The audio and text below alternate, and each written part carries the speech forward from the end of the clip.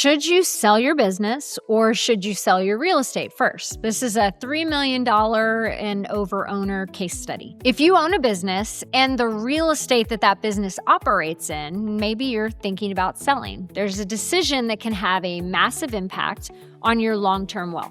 Do you sell everything all together, one package, box checked? Or do you separate the real estate and keep it? At first glance, it seems like a simple choice, but in reality, number one, you do have a choice, and this is a decision that can affect your tax outcome, your ongoing income, and your financial flexibility for years after the sale. Before we get started, I'm Jennifer Taylor, Senior Partner at E3 Wealth. I work with clients to turn complex financial decisions into a clear, coordinated plan so they can build a strong financial foundation and move forward with confidence.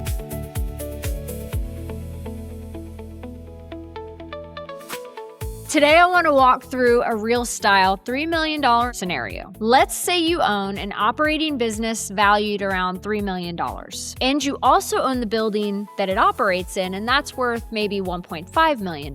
So total value, $4.5 million. You receive an offer to sell. Option number one, you sell everything. The simplest approach is to sell both the business and the real estate as a single package. You close the deal, box checked, easy peasy, it's clean. You walk away with a lump sum. Now, from a simplicity standpoint, this is easy. This is very appealing, but there are trade-offs. First, you're triggering a large taxable event all at once. You're recognizing gains on both the business as well as the real estate. Now, that can push a significant portion of your income into higher tax brackets, and we always want to be aware of taxes. Second, you're giving up a potential income-producing asset. That building could have generated rental income for years. Instead, it's converted into a one-time liquidity event. Now, if you need that money and you want that liquidity you want out, makes sense. But you could separate the real estate. So let's look at a different approach. Before the sale, you separate the real estate from the operating business. You sell the business for $3 million.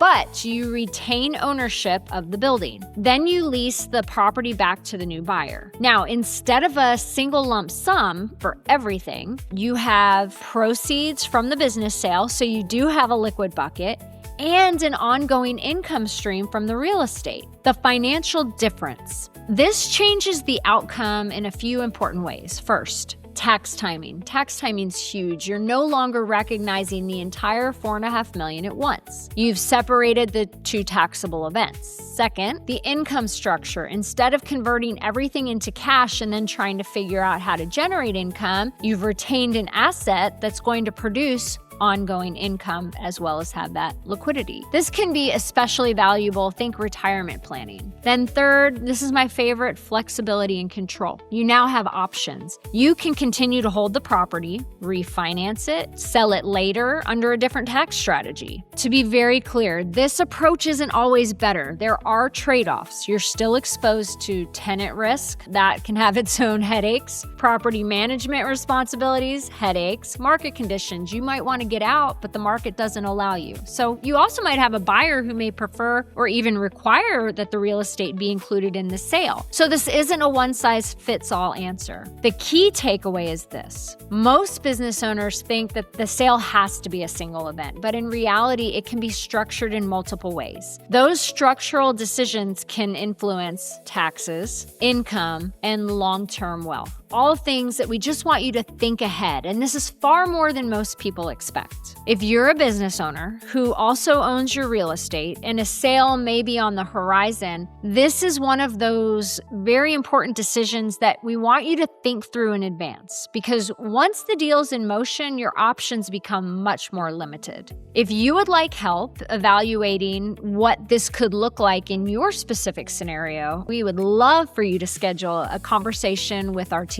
because the goal isn't just selling your business. It's structuring the sale and the outcome in a way that supports your long-term financial life.